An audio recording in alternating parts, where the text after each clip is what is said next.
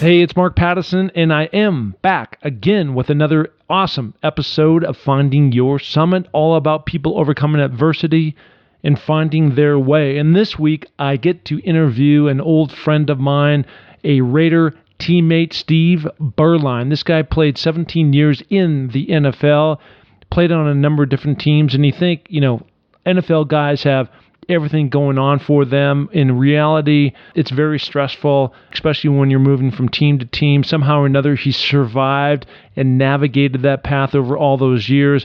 We talk about the adversity of being the starter, then relegated to either second team or being traded or cut or something, but somehow or another, he survived. And it also takes a big toll on every single time you have to pick up and move to a different city. It's just not as easy as opening the paper and you go, hey, look, this guy just got traded or was cut or picked up or something. I mean, it's emotionally tough. And Steve battled that and got through it and is very grateful for his time in the NFL, is now a CBS football analyst, does NFL games, and he does a very, very good job. Came out of Notre Dame, so he's had a very storied career. So his life continues to take twists and turns. We get into that, and always I'm very grateful for my friendship with Steve and that he came on and agreed to do this pod, and we get into some great stuff. So listen, as always, if you want to know where I'm going on my next climb, about my public speaking, about other things in the works, you can check that out at www.markpattisonnfl.com. And finally, we are sponsored by VioletAreBlueSkincare.com. The founder, Cynthia Bestaman, who was on this show, she overcame her own adversity and created this wonderful natural skincare line. So check that out. All right. So on that note, let's go talk to Steve. Here we go. Hey everybody, it's Mark Pattison back again with another fantastic and awesome episode of Finding Your Summit. And this week I've got a long-time friend, a former teammate of mine with the Raiders. He's a former Notre Dame great, now a CBS football analyst, Steve Beuerlein. Steve, how you doing? Mark, if I were doing any better, I would feel guilty about it, I think. I'm doing pretty well. Great to talk to you.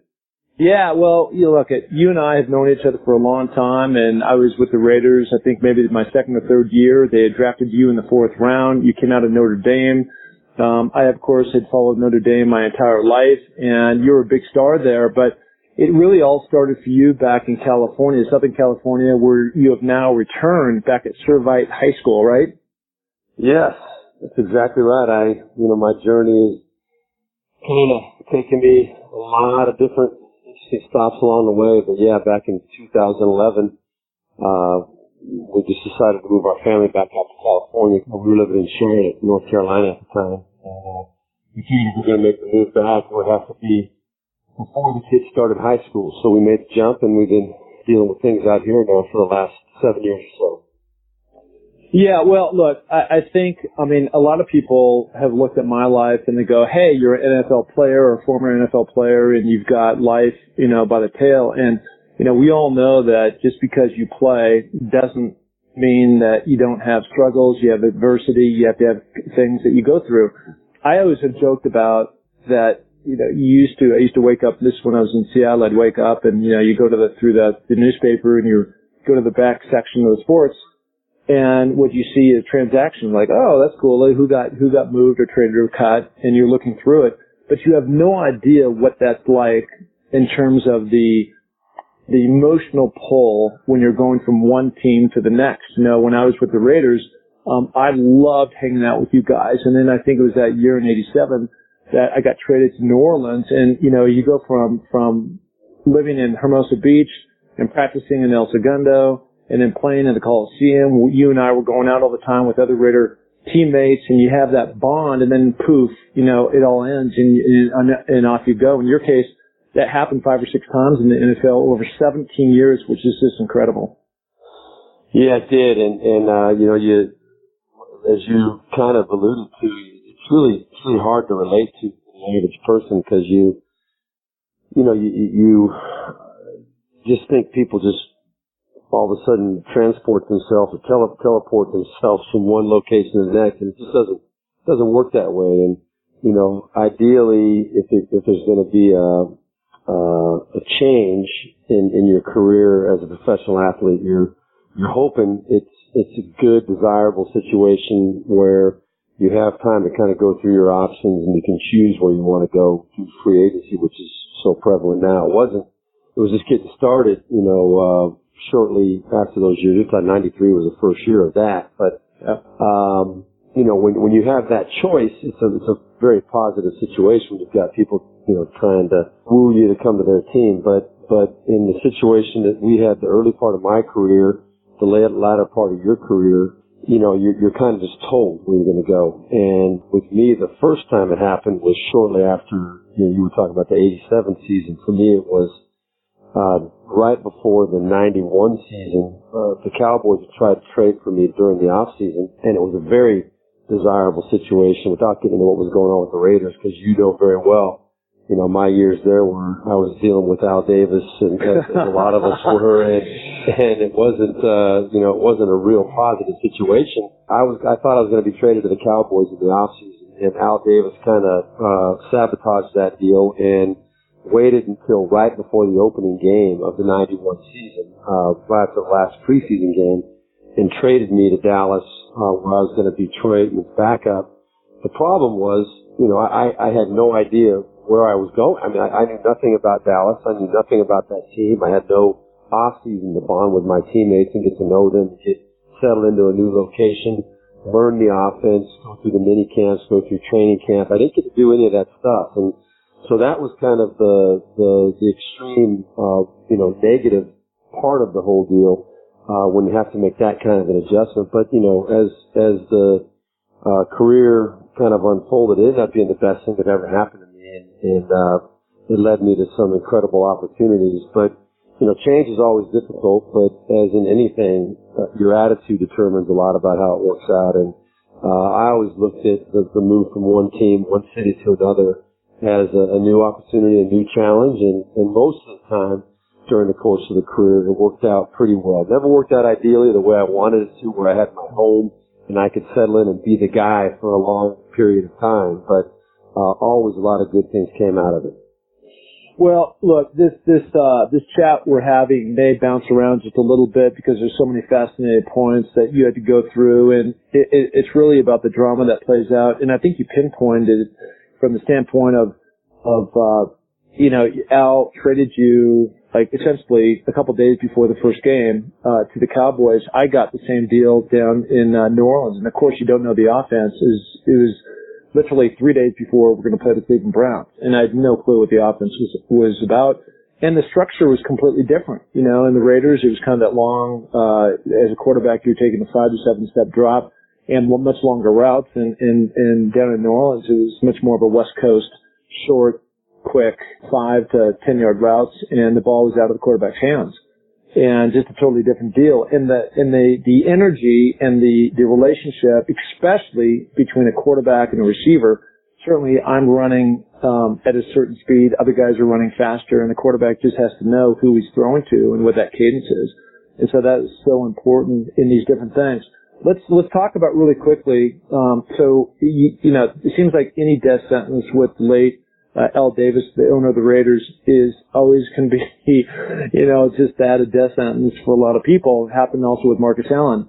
You got in just a contract holdout because you're the starting quarterback, and now you're in a situation where you're just asking for more money to be equally compensated around everybody else, and that leads you to being essentially traded to the Cowboys. But the Cowboys, I mean, wow, what an interesting situation. I think I may have seen something on ESPN 3030 where it was really the stories about Troy and the Cowboys, but just how when you came in and then you ended up being the starter because he was hurt, and then you ended up going to the playoffs, and so it kind of created some kind of a wonky situation there, right? Yeah, it did. It was one of those situations where you don't know how it's going to unfold, and when I got traded to the Cowboys that year, the hardest part, as you know, Mark, is adjusting to a new culture, because you're set in the world that you're in. As the Raiders, as dysfunctional as it may have been, the bottom line is that we were used to that lifestyle and that pace and the the schedule, the weekly schedule, the routine, and we knew all of our guys. The locker room was comfortable. All of a sudden, you're dropped in a new place, and they're speaking a different language because every offense is a different language. The meeting schedule's different. The coaches run things differently. They're asking you, as you pointed out, to do things a different way, maybe a quicker drop and get rid of the ball on rhythm as opposed to taking a hitch. And the reads are different, and you're learning all that stuff. So it's kind of overwhelming. But fortunately for me, Troy Aikman didn't get hurt that year until week 12. At the time, we were 6-5. And the Cowboys hadn't been to the playoffs in, I think, about 10 years or something. And we were playing the Washington Redskins in Washington, and they were 11-0. And that was the year they won the Super Bowl with Mark Rippon as the quarterback. We were a good team. We just were kind of searching for our identity and trying to figure out who we were and trying to learn how to win under Jimmy Johnson. And, yeah, Troy Aikman got hurt in the third quarter of that game in week 12. I came in, and we were fortunate enough to make a few plays, and I hit Michael Irvin on a skinny post on the backside for a touchdown against Darryl Green. And really it was more of a great catch as opposed to a great throw. It worked out perfectly because Darryl Green was trying to jump the in-breaking route, and I threw the ball a little bit behind Michael Irvin, who was a great athlete. He adjusted, spun back. Darryl Green had a wrong angle. And next thing you know, Michael Irvin's running down the sideline for a touchdown. And we went on to win that game. Troy Aikman was going to be out for 2 to 4 weeks with a knee injury, a MCL sprain, and we were fortunate enough to win those next couple of games. And Troy was now getting healthy and feeling like he was ready to go. We went and talked to Jimmy Johnson, and Jimmy Johnson said, well, no, Troy, we're going to let you heal up a little bit more. Steve's doing pretty well for us. We're going to stick with him. And we went out and won the next game. And Troy now started to get a little bit frustrated. He said, okay, Coach, I let it go 4 weeks. I'm ready to go. My team, let's go. And Jimmy said, well, let's see, when Steve came in, we were 6-5. Now we're 9-5. So we're going to stick with Steve and go another week or two and see what happens here. Make a long story short, we ended up winning our last 2 games, made it to the playoffs for the first time in 10 years. And Jimmy had so much confidence built up in me that he let me start the playoff game in Chicago against the Bears. And we were fortunate enough to win that game. So it was a great rejuvenation of my career. We lost the following week to the Detroit Lions in Detroit, which was the last time the Lions won a playoff game. That was back in 1990. It was a 92 playoffs. Yep. And Aikman came back in and finished out that game because we were struggling offensively. And then he became the man again during the offseason because I always knew it was his team. And fortunately for me, I was able to ride along on the journey to win the Super Bowl. The next year, Troy Aikman was the quarterback. He never got hurt that following year. We won a Super Bowl, and I've got a ring now to show that I was a big part of that whole rise of the Cowboys in the early 90s. Well, 2 things. Part of that, I'm so grateful that you were on that Cowboys team in 1993 because it was played at the Rose Bowl, I believe, and you actually gave me 2 tickets to that game.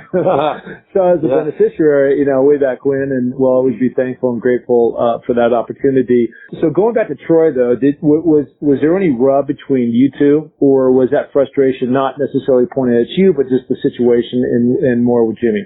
Well, that's a huge dynamic on any football team, and Mark, you know as well as anybody, when the quarterbacks have a nice, healthy, competitive relationship, it does not divide a team. It keeps a team together. The dialogue and the banter and challenging of each other competitively is received and is accepted and is encouraged both ways because you're making each other better. And that's what we had with the Cowboys that year. Troy and I were very good friends. We were only a year apart. Through that whole process, North Turner, who I think is one of the greatest, if not the greatest quarterback coach ever.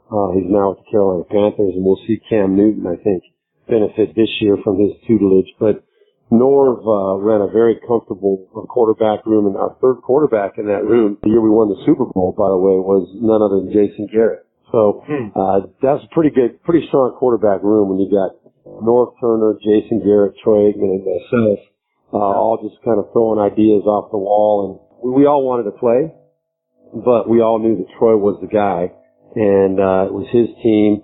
But he also knew that Jimmy Johnson was not going to be afraid to go to me if he struggled, and he had done it the year before, and so I think it made all of us better. Yeah, it's polar opposite of that experience I had back at the University of Washington, and I'm going to throw some names out that you'll know. One was Hugh Millen. He was a walk-on, ultimately became a 10-year NFL player. Just a really remarkable story because he went from my high school in Seattle Roosevelt, and then his path led him down to Santa Rosa for a couple of years, called me up, said, what do you think? I said, come on up and give it a shot. He did so, ultimately beat out Chris Chandler. And Chris was supposed to be the anointed one. He was, everything growing up in the state of Washington. Very good basketball player, baseball player, and of course football player, quarterback, star quarterback. Golfer as well. Golfer as well, yeah, big time golfer. And, it was a very toxic situation, up there at that time. And just, a lot of it had circulated around maturity. And, but I'm relating to what you're saying. It can either be a very healthy thing or it can be a very toxic thing. And at the end of the day, like you said, it's not about you're not making the decision. Troy's not making the decision. You're just trying to be the best that you can be. And if the chips fall in that direction, it's the head coach that makes that call. Right? And everybody's got to buy into it. And everybody's got to understand it's what the coach thinks is best for the team. And one comment on Chris Chandler, and this is by no means an attempt to disparage him because he had a great career as a quarterback as well. But some people just kind of breathe that kind of a mentality. You remember all the baggage that Jeff George brought with him during the course of his career. And everybody talked about what a difficult teammate he was, and as a quarterback, all he did was kind of cause dissension and division in the locker room. Well, my experience, I was brought into Arizona the first year of free agency to replace Chris Chandler, and it was a toxic environment. And Chris and I get along fine now. I haven't seen him in many years, but he really resented the fact that I was brought there to compete with him for the job, and it created a very unhealthy dynamic in that locker room because he would not make what he considered to be an insult. He would not turn it from his own perspective and say, this is a challenge, and I'm not going to let it separate this team. I'm going to compete my butt off and know that at some point I'm going to get my chance again. And he did get his chance. He took Atlanta to the Super Bowl a few years later. But his attitude at that point, and it carried with him on that journey to the Super Bowl. He made several comments over the years that really were offensive to me about that year that we had together in Arizona. And that's the whole point I'm making. If it's an unhealthy situation, and it seems as though Chris had that kind of a track record with you at Washington and other places, it makes it very difficult to get past as a team. Yeah, and look, I mean, we're saying the same thing. This pod's not about Chris. It's really about people trying to find their way and overcome certain things, and everybody has their own pace. And ultimately, at the end of the day, I don't just call it about finding your summit because I think we have multiple summits. And, there was obviously a maturity thing there, and it's hard to, be the star and then be knocked off your horse and, say you're going to be benched and your ego is hurt, you're bruised, and it takes a lot of maturity. And, my guess is by now, he's overcome all those things and it's all good, but it's really can be the difference between a winning or losing environment and culture within inside your locker room because especially, you're QB1 and you got to lead the way and it has to be a healthy environment. And it starts with you and trickles down. And, we really get the vibe, that goes there. But at the end of the day with the Cowboys, you did have a good relationship with Troy. That all got sorted out. Ultimately, that was a fantastic team that you guys were on. Went to the Super Bowl, won. I can't remember who you beat, but it was a fun game. It was a fun day. One of the Buffalo Bills. That's right. 4 consecutive. Yeah, that was, I think, the second of the 4 consecutive Buffalo losses. Yeah. Yeah, so look, I've known you for a long time, right? Again, going back, it's probably 25 years. I'm having a hard time dating myself a little bit, but ultimately, you do sign on with the Cardinals post the Cowboys, and now you get in a situation where you go in with Joe Bugle, who ultimately was fired, and now here comes Buddy Ryan. And I've known you for a long time, and one thing I can always say about you with complete confidence is you've always been one of the good guys. You've always been a man to carry yourself with the utmost respect and integrity, honesty, grit, all those things that you want to hear about anybody. And to have Buddy Ryan call you a cancer, that was just insane when I read that about you. Well, you've done your research, and that's going back to what I anticipated to be a real positive situation. And as you stated, I've always been kind of that mentality and try to make the best of any situation. I was extremely disappointed when Joe Bugel got fired after that first year. He was a player's coach. We loved him. We had really become a good football team the second half of that season. I think we won 5 of our last 7 games to get to 7 or 8 wins on the season. But Bill Bidwell, the owner of the team, had given Bugel a 9-win ultimatum before that season. We had to win 9 games, and did not take into consideration that the first part of the year with a lot of new players and what was going on between Chris Chandler and me, we were struggling. We were trying to find ourselves, but we picked it up. We figured it out by the end of the year. Nobody wanted to play us. We were a top 5 offense in the NFL that year, and he fired Bugel. And it just sent the whole organization on a tailspin. Buddy came in, and, we won't get into talking about that part of it because my mom always said that when you don't have anything good to say about anybody, don't say it. And so we'll try not to take it that way. But it became a really negative situation, and the whole team suffered because of it. I never got caught up in any kind of negative controversy with the coach or with anybody else on the team. But he did call me out in front of the team one day, and it was because there was a lot of newspaper attention being paid to the fact that the previous year we were such a successful offense and Steve had a good year. Why is he not the quarterback? And Buddy Ryan was playing Jay Schroeder again, or Jim McMahon, who was also there. And Buddy, just took it as a personal insult that he was being questioned by the media. Ended up singling me out as the cause of it. And I've never been at a lower point in my career to be always making the sacrifices to be a team guy and looking for my next opportunity, to be a starter is always the way I approached it. And to be called a negative influence was really a difficult situation for me. But you know what? It created an opportunity for me to leave there and move on to bigger and better things down the road eventually. So it worked itself out, but it was a very tough time. Well, just, again, interesting in the personality because he'd also created a very divisive culture when he was at the Bears. It was kind of like the offense versus the defense versus the whole team. And it was just kind of a wacky way of coaching and motivating people. But like you said, one door shuts, another one opens, and in your case, you end up going to Jacksonville. Yeah.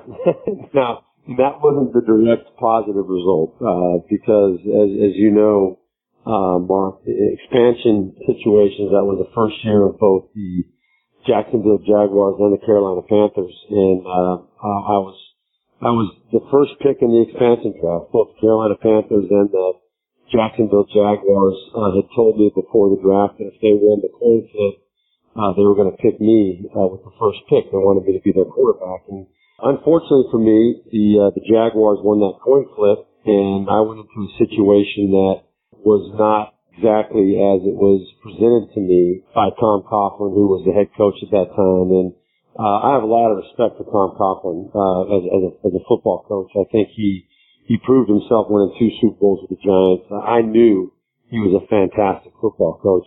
It just didn't work out for me the way that I was told it was going to work out. I was told before that expansion draft that I was going to be the quarterback, that I was going to get a chance to evolve and develop with that team, and that he knew, that Coughlin knew it was going to be a difficult first year, but I was the guy and he was going to ride with me and we were going to get through it. It didn't work out that way. He made a trade shortly after I got picked with the Green Bay Packers.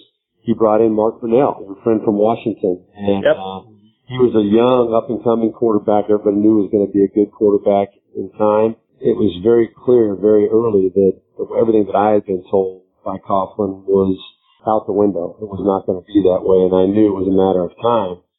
If I had any struggles whatsoever, that there was going to be a change made. And sure enough, third quarter of the first game in franchise history, we're playing the Houston Oilers.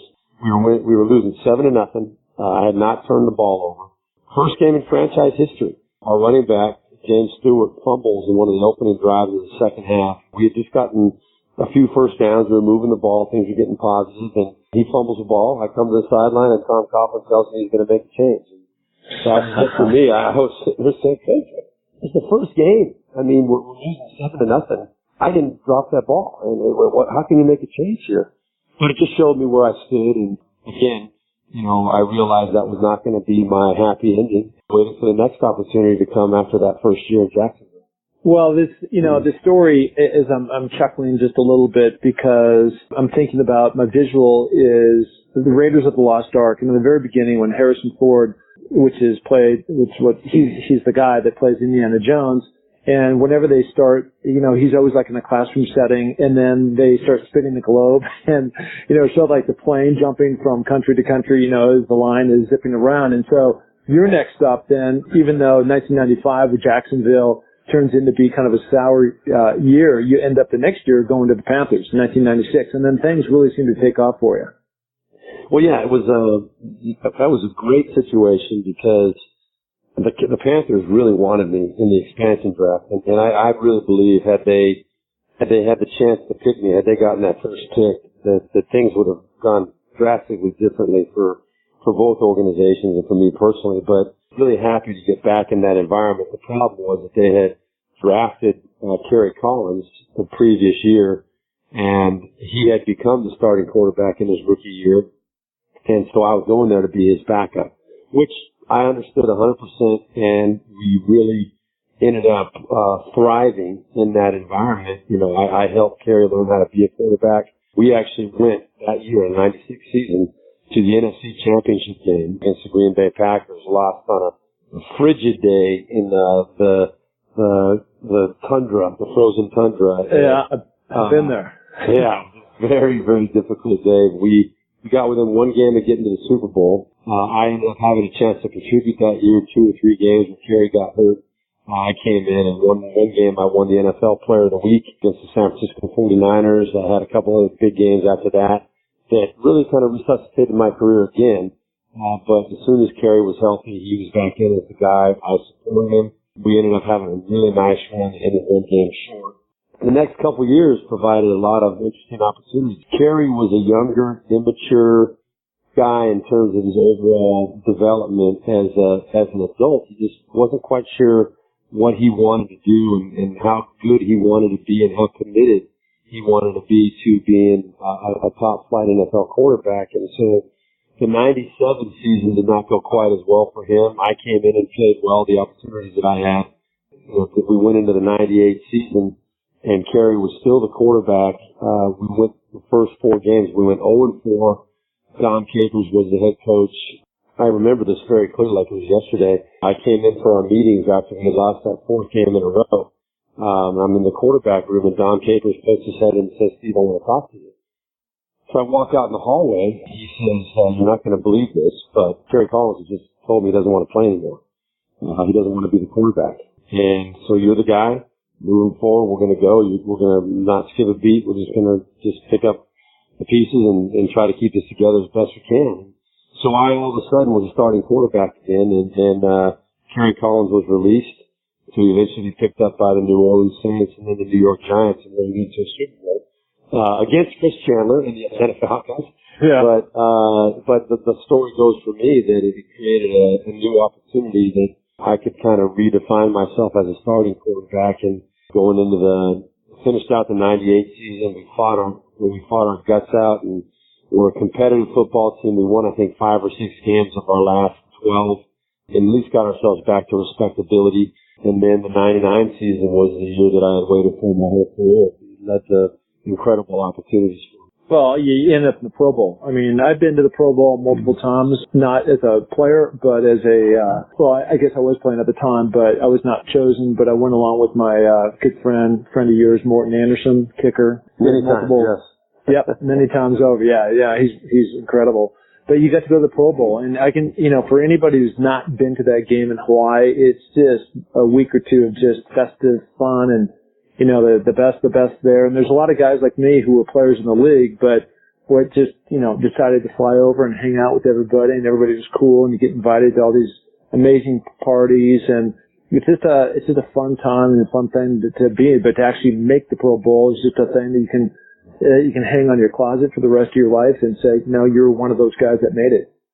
You know, it was an incredible year. That year with the Panthers, unfortunately, Dom Capers, who I have a lot of respect for, was our head coach through '98, and with all the drama with Kerry Collins and everything else, he did not survive. And George Seifert came in as our head coach. It was a amazing year, and you know, I ended up leading the NFL in passing yards that year. Was second as far as touchdowns. There was a guy by the name of Kurt Warner who never heard of him. Nobody had ever heard of him.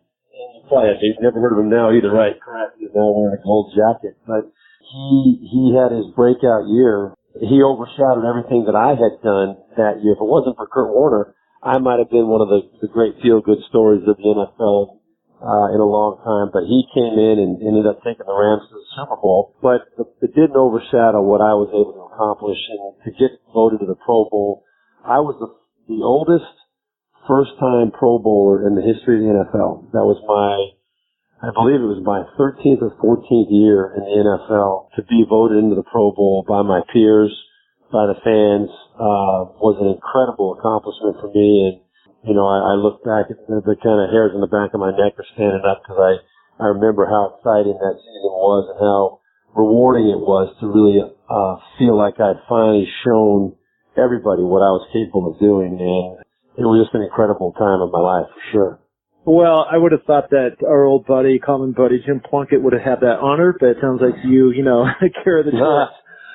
And the other common bond is, when I was down in New Orleans playing down there, Dom Capers was the D coordinator, so great guy, and like you said, heck of a coach, and it's just the win now baby, mentality the NFL is. And okay, so after that, then we'll wind this up in terms of the NFL. But you end your career with the Denver Broncos. This is now 17 seasons, age 39.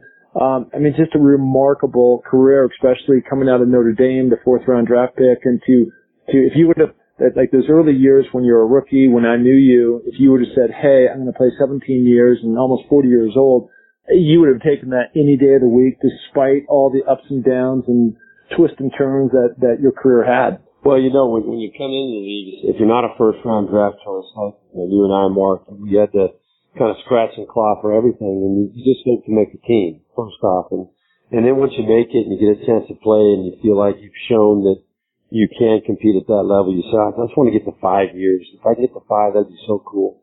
And then all of a sudden you get to 5, and for me, I was fortunate to be able to see a little bit further down the road and say, it'd be great if I could get to 10 years. How cool would that be? Next thing you know, I'm at 17 years, and I looked back on it and I was like, man, that is a heck of a run. Even though I didn't get the opportunities that I wanted in terms of having my own team for an extended period of time as a starting quarterback, very, very grateful for all the coaches that believed in me, all the incredible teammates that I had, so many and amazing names that I was able to play with and get to know and have a part in their success and vice versa. It was an incredibly rewarding time, and I look back and say, man, I was very lucky to experience all of that for sure.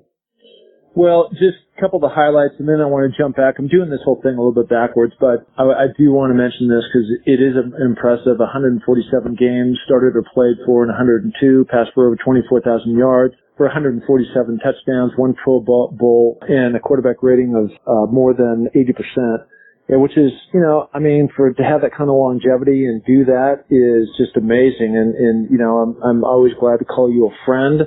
You're incredibly humble from what you were able to accomplish on the NFL front. So switching back to college, so you went, again, you played at prominent high school in Southern California, Servite. Your senior year, you went to the championship, the state championship, which is a very difficult thing to do, so competitive in the state of California. And then you get the lucky card and you get the call to come to Notre Dame. What was that like? Well, I was really torn. I was fortunate because my primary sport in high school was basketball. And I really had looked at myself as a basketball player. I had several offers to play college basketball full ride. I could have gone to Stanford. I could have gone to Oregon, Cal Berkeley to play basketball. And I almost signed prior to my senior year in football, because that's where my love really was. And there was a quarterback ahead of me at Servite, and we were a power back then. You know, everybody's heard of Mater Dei, who traditionally is a power in basketball and football, all sports. I think they'll be ranked number one in the country in probably both sports this year.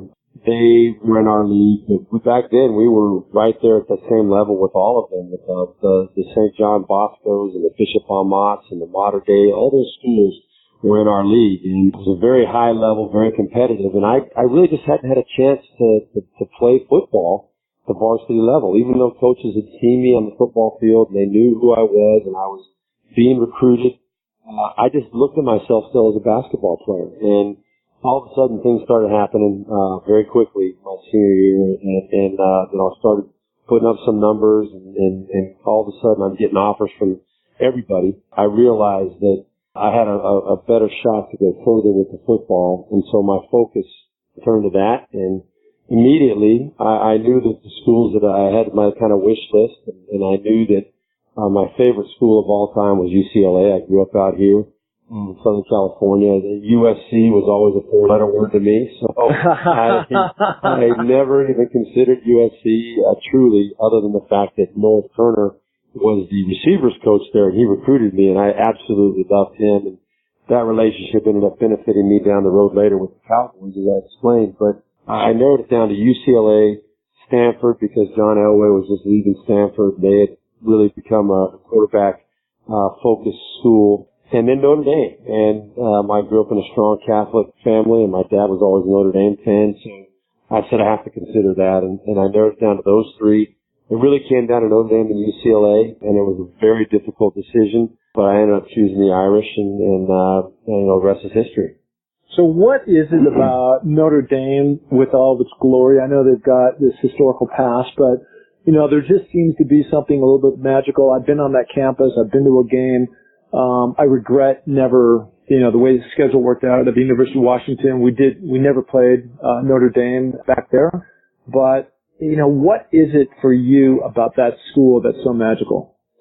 Well, it's more than just the football program. If you have the experience to go to school there, and unfortunately for me, I was not there during any really magical runs football wise. I went there to win national championships, and we just didn't have those opportunities, and that was unfortunate. But I look back at what Notre Dame meant to me in those days and what it means to me now today. I'm wearing a Notre Dame shirt right now as we talk. It's just such a huge part of my life, and the lessons learned and what the school stands for and the friends that I met, the experiences that I had there, I wouldn't trade it for the world. And sure, the football I think would have been a little bit better if I would have gone to UCLA. Who knows what would have happened. A guy by the name of Troy Aikman may never have gone to UCLA if I had signed with UCLA. Because I was a year ahead of him, and he transferred in from Oklahoma when there was an opening at UCLA. It may not have happened for him that way. It's amazing how these cards kind of fall, when one decision affects the other cards in the deck like that. But I made my decision to go to Notre Dame. I'd never looked back. I loved every minute of it.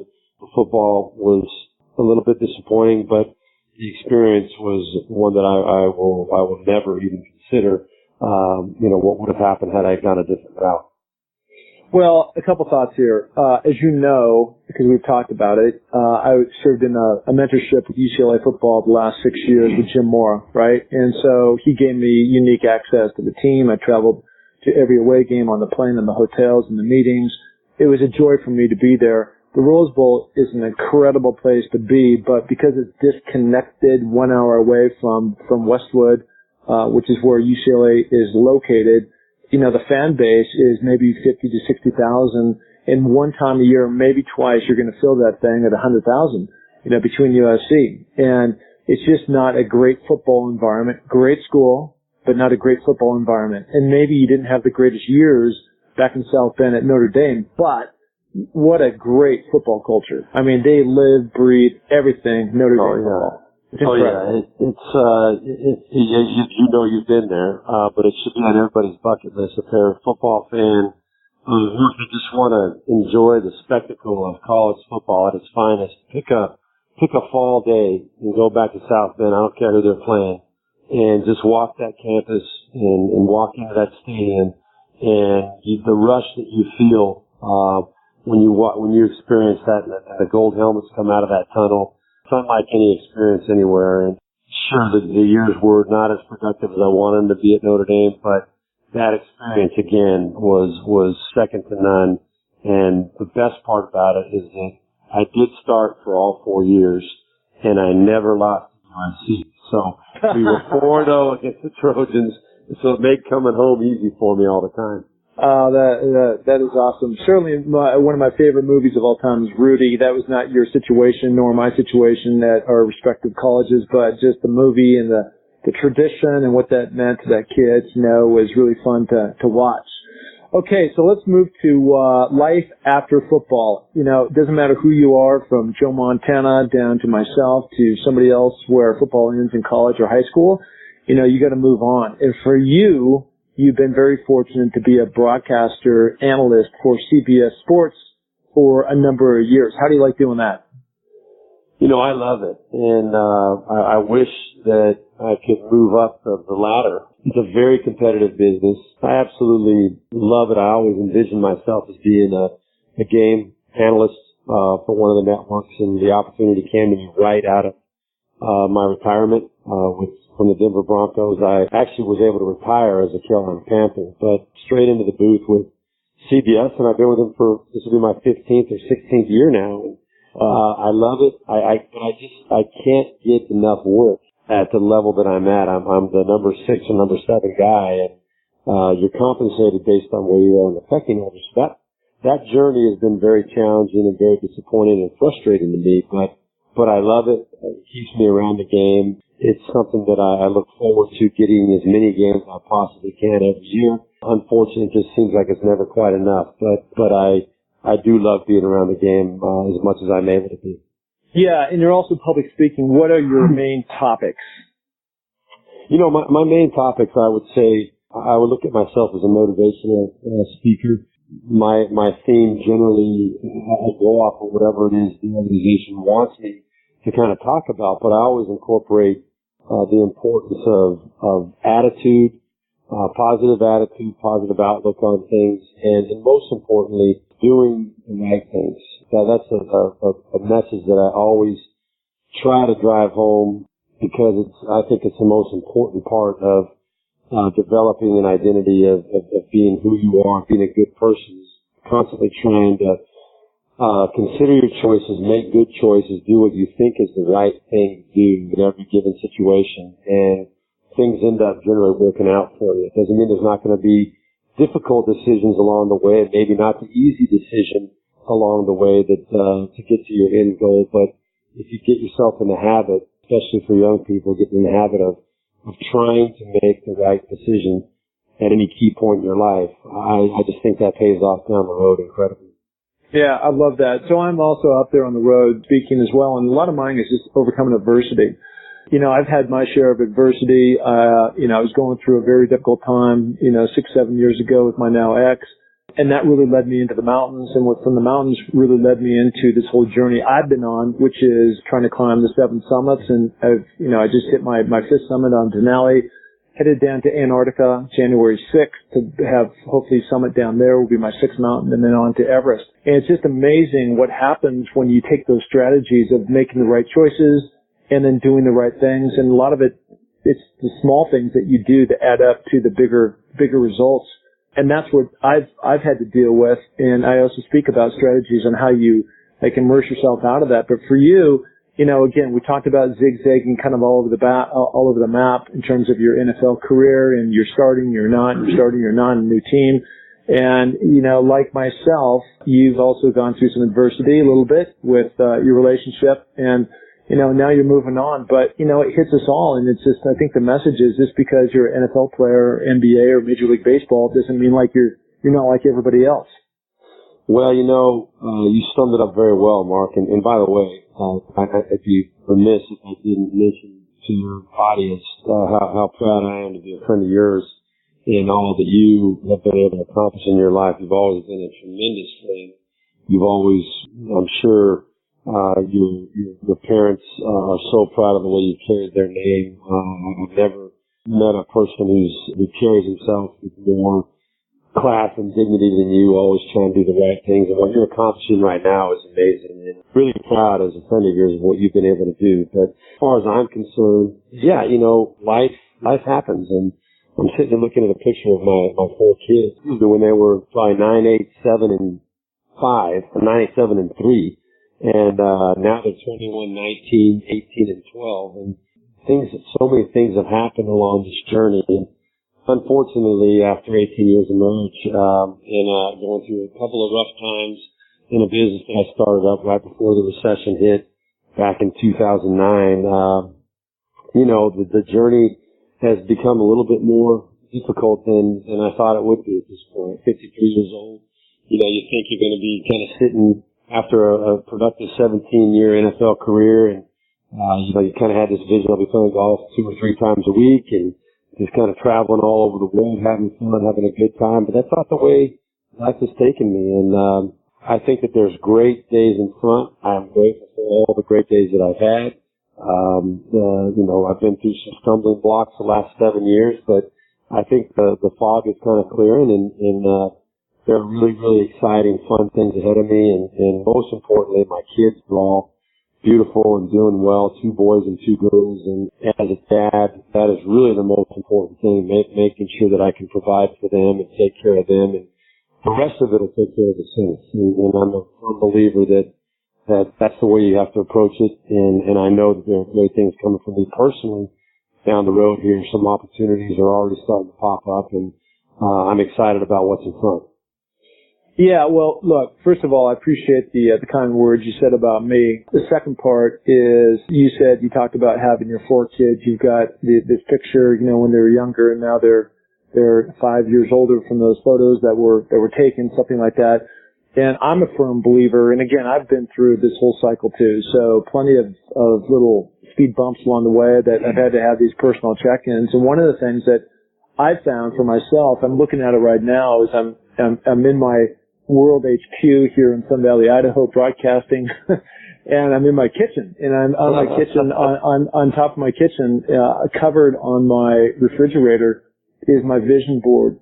So I've got not only these mountains, these crazy mountains I've been on and where I'm going, but I also have my kids. What are the most important things?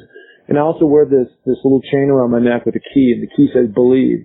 And for me, again, everybody's got their own thing or what they have, how they deal with things, but in my case, it's just making sure that every single day I'm committed to the goal that or where I want to go. And for that, and then, as you trickle that back, it gives me optimism about the blue sky you just talked about. Like, great days are ahead for you. And I know they are, and they're already happening. I mean, my goodness, you have so many amazing things in your life, and you've got these 4 great kids, and I've got 2, but it's just like I think in your case, in my case, and many other guys in our shoes, is that we've always been goal setters, right? And we've always had this energy to do things that are amazing and great. And I think that one of the main goals that we have to do is just rechannel that energy towards what your vision or where you want to be, and then things will take care of themselves along the way. I agree 100%. I could not have said it better myself. But I think the key word that you hit on is that word on the necklace that you're wearing, believe. And I truly am a believer that hope and faith, whatever it is that you rely on to keep your dreams alive, and the fact that there are brighter days ahead when you're going through these adverse times, difficult times, that is such a key part of it. Because I think when people lose faith, lose hope, or stop believing that great things are still in store for them down the road and for the people they care about, I think that's when the world stops, and that's when you cease to grow and live, and you lose the purpose of your life, the meaning of your life. For me, it is my religious faith that keeps me going. I've always had that as kind of my core as a Christian. But I think it's deeper even than that. It really is. There's so much more that I aspire to be, that I want to be, that I know that I've got inside of me that I want to share with the world, that I want to experience. And that is what keeps me going. That's what keeps me pushing through and understanding that, hey, this is all part of the journey. Everybody goes through. We have a pretty blessed life, as professional athletes. We thought it was tough. We always kind of sit there and say, people don't have any idea how tough it is. And that's true from the standpoint of the physical and the pressures you've got to deal with and the things you have to overcome to be successful in that life. But when real life hits after you get out of the NFL or whatever professional sport you play, that's when you understand what the everyday people go through, and life does really start happening, and how you deal with those adversities and the lessons you've learned over the course of your athletic career really do help you kind of find your way through the challenge that life presents down the road after football. So it's been an incredible journey. I'm looking forward to what's coming, though. Well, look, man, that's why you are QB1. You see the world through the right lens. You're very gracious in terms of what you've accomplished and also humble about where you're trying to go and about the people that you interact with, on a daily basis. So I am just extremely grateful that you decided to come on this pod. I know we were going to do it at some point in time. I've been chasing you around the block for a year, and we finally made it happen, which is awesome. Again, best of luck to you. I will always be there for you, buddy. I know that you're one of those valued, trusted friends that will be in my life as we continue to go forward. Well, that means a lot, Mark, and the feeling is mutual, and that'll always be there, and I'm going to find my way out to Sun Valley here one of these days to catch up with you. I want to see what it is that you're talking about out there with that mountain right across the street. I'm looking forward to it. Well, I've got a little towel. We'll end it with this. I've got a towel that my mom purchased for me when she was here 2 weeks ago, and it says, "The mountains are calling, and I must go." So that's what happened. And I did go, and I landed, and I am very happy. So, again, life is a journey. All right, buddy, listen, have a great Sunday. I appreciate it, and, best of luck to you and everything that you do. Same to you, my brother. We'll talk to you. Take care. Hey, and thank you so much for listening to the Find Your Summit podcast. We are so glad to have you along for this journey. And if you enjoy the show, please tell a friend, share it on iTunes, spread it to the planet. We're looking to broadcast this to every person that is out there because, as you know, everybody has their own summit that they're going after. Okay, if you're looking to follow my journey, you can find that through my social links on markpattisonnfl.com. That's Mark, M-A-R-K, Pattison, P-A-T-T-I-S-O-N, NFL.com. So, until the next podcast, just remember, clear eyes, full hearts, and remember, it takes a little more to make a champion, so make it happen. Thank you. Bye.